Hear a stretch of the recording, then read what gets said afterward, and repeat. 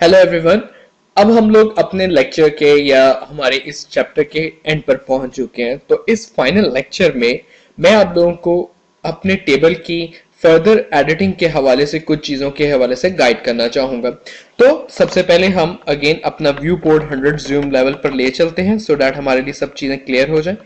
Last time हम लोगों ने ये किया था कि हम लोगों ने यहाँ पर कुछ CSS, HTML, जावास्क्रिप्ट, PHP लिखा। तो क्यों ना अब हम इसके अंदर मजीद चीजें ऐड करें इस टेबल के अंदर। लाइकवाइज फॉर एग्जांपल मैं यहां पे ऐड करता हूं बूटस्ट्रैप और इसका साइज बड़ा करने के लिए इसको आप सिलेक्ट करें और कंट्रोल और राइट फ्लावर ब्रैकेट प्रेस करें तो इसका साइज बड़ा हो जाएगा और कंट्रोल B प्रेस करेंगे तो ये जूम हो जाएगा। अब बूटस्ट्रैप के बाद नीचे मैं लिख देता हूं सपोज वर्डप्रेस। इस सारे को सिलेक्ट किया और इसका हमने साइज थोड़ा बड़ा कर दिया, सॉरी, और थोड़ा जूम कर दिया। सो अब आप देख रहे हैं कि हमने वर्डप्रेस लिख दिया।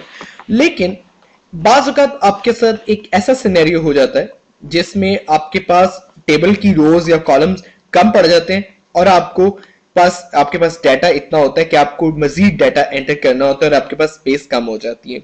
तो उस सिनेरियो में आप क्या करते हैं कि उस सिनेरियो में आप लोगों को माइक्रोसॉफ्ट पब्लिशर एक फीचर प्रोवाइड करता है जो अब हम आगे एक्सप्लोर करेंगे। उसके लिए मैंने फिर से अपना टेबल सेलेक्ट किया। आपके सामने टेबल के ऊपर यहाँ पर एक गोल्डन से कलर के दो ऑप्शंस आ रहे हैं, एक डिजाइन टूल और एक लेआउट टूल। डिजाइन टूल को हम लोगों ने इस सारे कामों के लिए एक्सप्लोर कर लिया हुआ है। अब हम लेआउट को एक्सप्लोर करेंगे।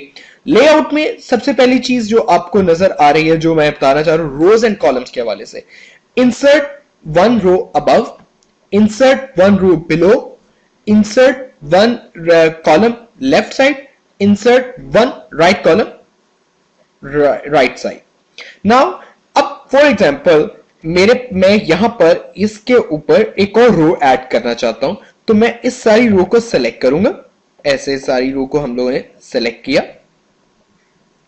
और इंसर्ट रो अबव क्लिक किया तो अब आप देखेंगे कि उस रो के ऊपर मजीद एक और रो बन गई। तो ये ऊपर एक रो बना ली। अब लाइकवाइज मैं कहता हूं कि मुझे लेफ्ट साइड पर एक मजीद कॉलम ऐड करना है तो उसके लिए फिर से वंस अगेन मैं पूरे टेबल को सेलेक्ट करूंगा। हम लेआउट पर चलेंगे। मैं इस कॉलम को सेलेक्ट कर लेता हूं। ऐसे सारा हम लोगों ने कॉलम सेलेक्ट कर लिया। अब मैं इंसर्ट लेफ्ट वन कॉलम करता हूं तो अब आपने देखा मेरे साथ यहां पे एक कॉलम और ऐड हो गया, लेकिन मेरा टेबल जो है अपनी हद से बाहर निकल गया।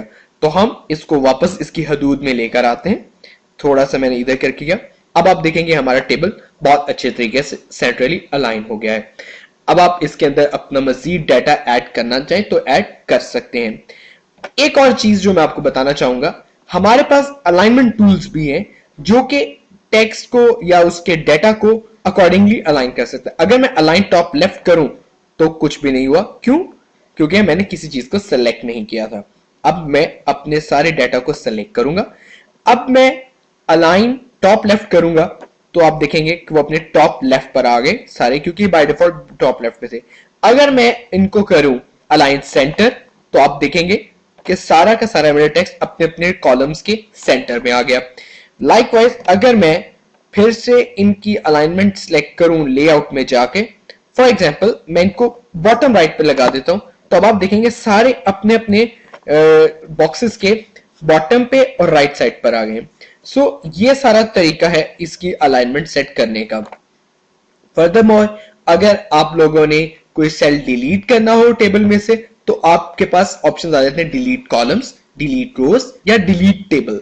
फॉर एग्जाम्पल मैं एक डिलीट कॉलम्स, अगर मैं कॉलम्स को डिलीट करता हूं तो सारे के सारे कॉलम्स जो है वो डिलीट हो गए। अब मेरे पास सिर्फ और सिर्फ एक रो बची है तो मैं इसके ऊपर काम करूंगा, लेकिन ये एक टेबल नहीं कहलाएगा।